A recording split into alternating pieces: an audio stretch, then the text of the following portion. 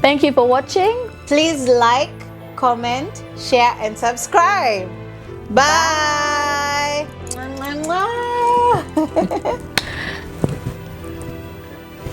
Yay. That was not easy. It wasn't. And it's usually something that's easy. Oh my God.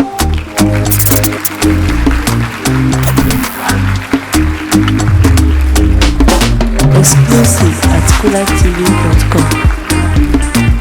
Tell me a bit about Kenyan men. Oh, that's an I haven't interesting been in Kenya question. before. So Kenyan men are pretty good. They take care of the family. They're really good business-wise and things like that. Pet peeves. I'm gonna generalize and say it's a lot of men who are not ready for commitment. So it's not just Kenyan men, it's men all over. If they're not ready for commitment, you know, you get your usual things that happen. But if a Kenyan man is committed, he's all in, you see it everywhere. It's really awesome. Okay. And how about you for Sudanese men? I'm curious because I've For never my dated. South Sudanese. For Yes, my South Sudanese. I keep forgetting. Yeah. So for my South Sudanese brothers, Yes. honestly, like very tall, chocolate, beautiful teeth. I mean, even in the dark, you can see the beautiful white teeth. And also, they are very family oriented and very hardworking, and they take pride in looking after their families. Like when I say families, it could be like your mom, your dad, your grandparents, your children. We more like family is very important to the South Sudanese men.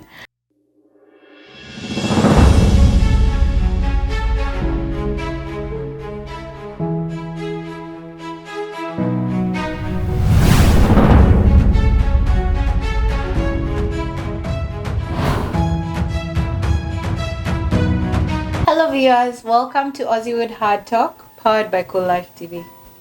Koollife TV would like to acknowledge the traditional owner of this land, which we are meeting in today, the Wajak of the Noongar Nation, the elders, past and present and emerging. Hello and welcome to another edition of Aussie Hardtalk. My name is Victoria Mayuin. I am a youth program coordinator. That's what I do for a living. I work with young people, and I love just working with young people, making impact in their life every day. And I'm also an inclusion advocate and also a project manager for the South Sudanese Community Association. So I am an actress at Aussie Movies and also a TV presenter at KTV. How about you? My name is Elieen. I am a social worker by profession. I also side hustle, do support coordination, and I also work as a support worker.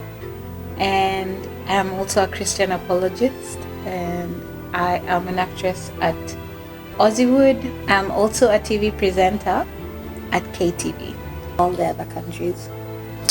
Like I've mentioned earlier, my parents have made the decision for us to go to Egypt.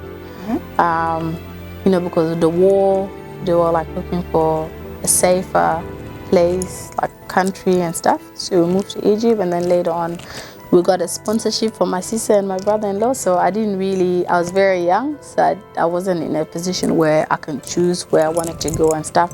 So it was my parents' decision for me to come to Australia.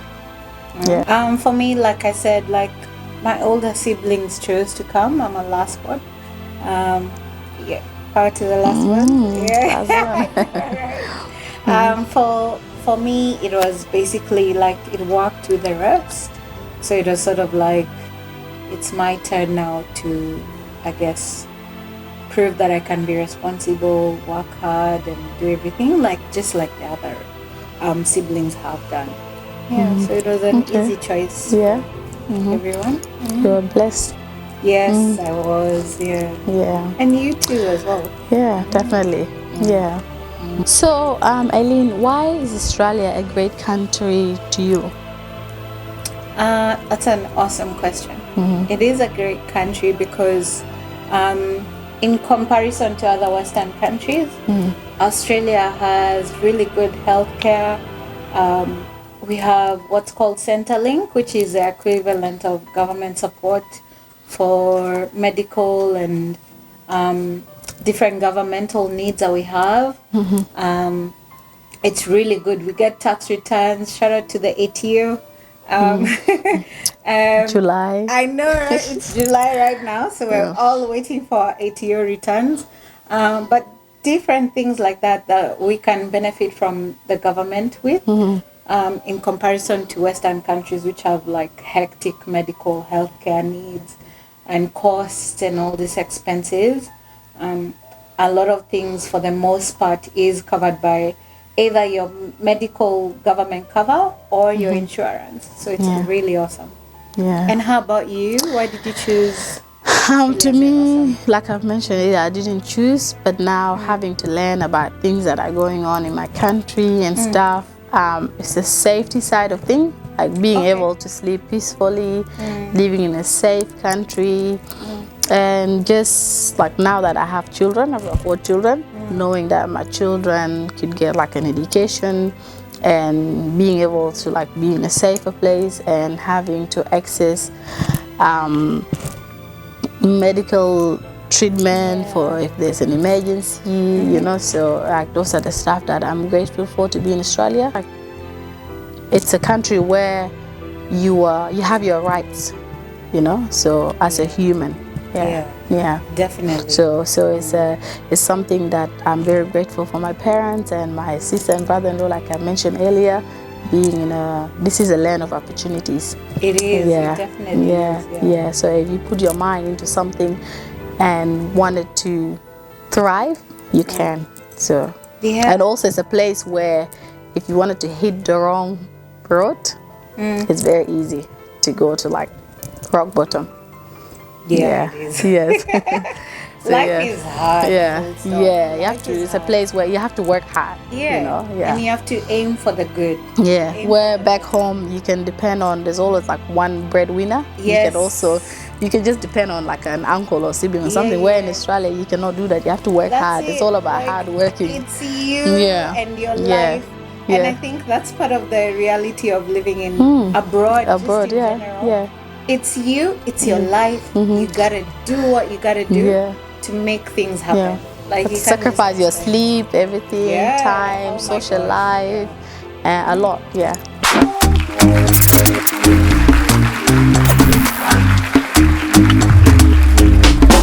Exclusive at KoollifeTV.com.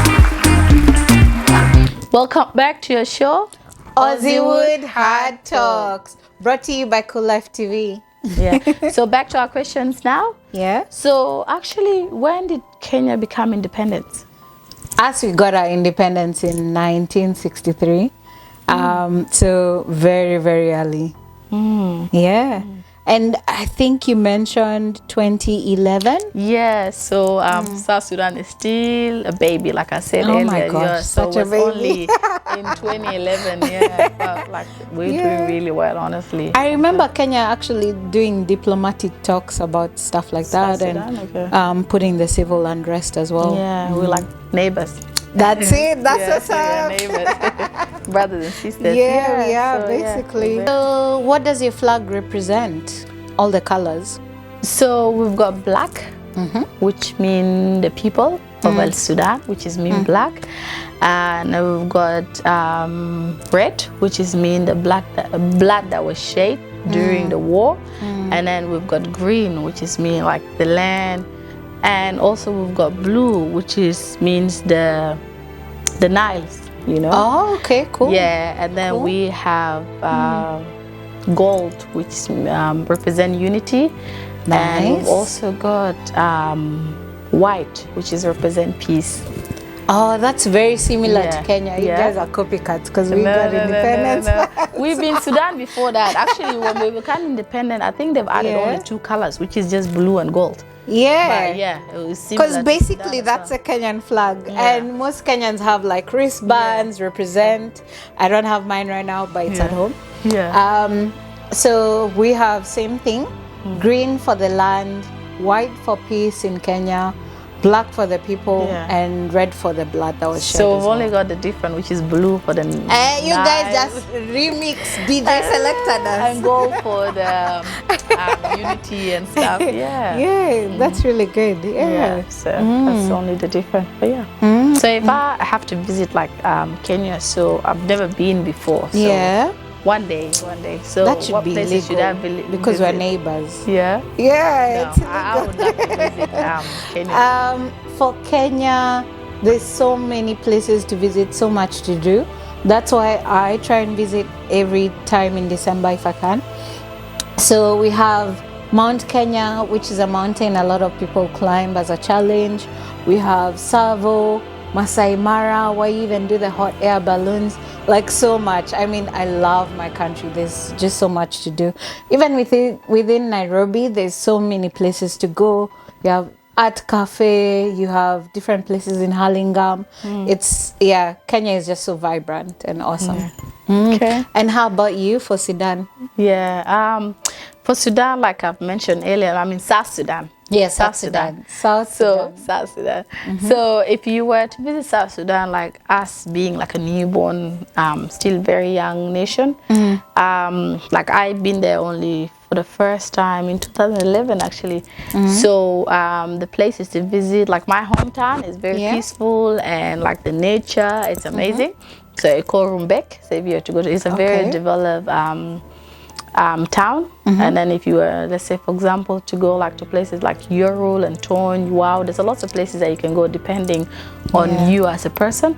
But if you go our capital city of Juba, so if you go to Juba, you can go to places called like the Havana, Home and Away. I think Home and Away is like next to the Nile and stuff, you know, it's the river. Like there's a lot of, now that we've got our independence and stuff, there's like lots of development and like places for tourists and stuff.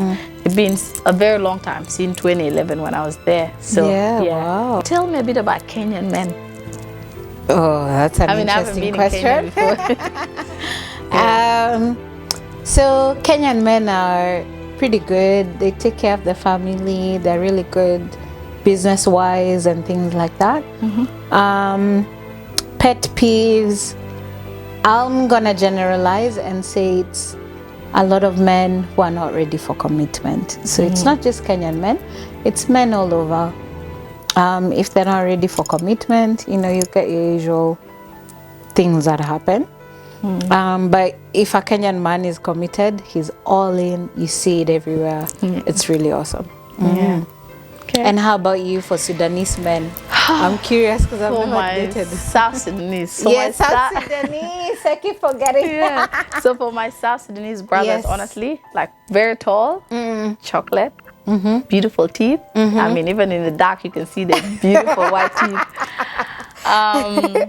And also, they are very family-oriented and very hardworking, and they take pride in looking after their families. Like when I say families, it could be like your mom, your dad, your grandparents, your children. We more like family is very important to the South Sudanese men. In terms of bride price, let's talk about that one. So for Kikuyus, because like I had mentioned earlier, I'm a Kikuyu as well. For bride price, we have like different ceremonies. I think we have like 6 to 9 or something like that, but it's usually broken down. And then if you want to do a white wedding, then you can, but technically you're legally married. Is it the same for you? Yeah, for us, it's similar. So for us, we've got like 64 different tribes in South Sudan. So like I'm from which is still similar. So like for me, I'm from the Dinka tribe. The Dinka tribe, it's where like we've got, like where, like family history is very important. And also just you as a woman, you know, and your character and your upbringing as well. So so normally if like an elder have chosen that family, and then they'll go, or a young man, so they'll go and introduce themselves and say we are interested, and also everyone is welcome. So then they will come and sit together and do negotiation and come up with the last price. and then we use cows. With cows are like maybe one cow is at the moment is worth maybe 300-400 US. Oh, yeah. So it could be. So it's not in Sudanese currency. No, like if you have to calculate, you know. So then it could be like 300 cows, 200 cows, 400 cows, depending on what the elders agree on. And then from there, you pay those cows to the family, and then from there, she's your wife. And the white wedding is like, it's optional. For example, if it's a young girl who is a virgin, or if it's someone who's had a child before, or if you are educated, so those are the stuff that they negotiate on your place in the family. As a young girl, you know, so it depends, you know, and and these cows could be used as well for your brothers or your cousins that from the dad side used to get married. So women bring wealth to our families and stuff. So this is why in our culture they really take pride on looking after women and raise them really well. Yeah, that's very similar to us as well. Yeah.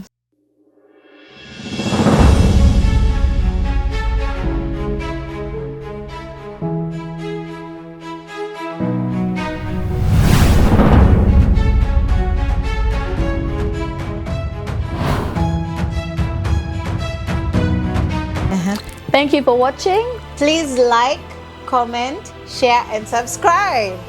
Bye.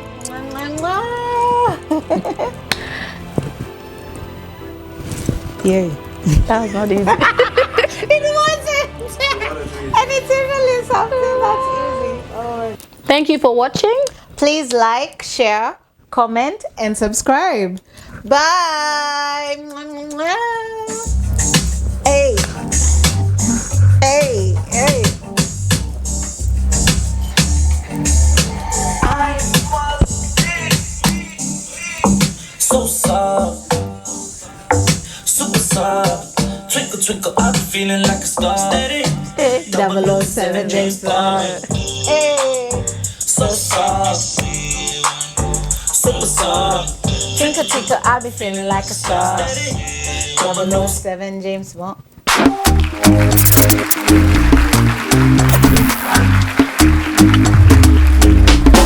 Exclusive at KoollifeTV.com.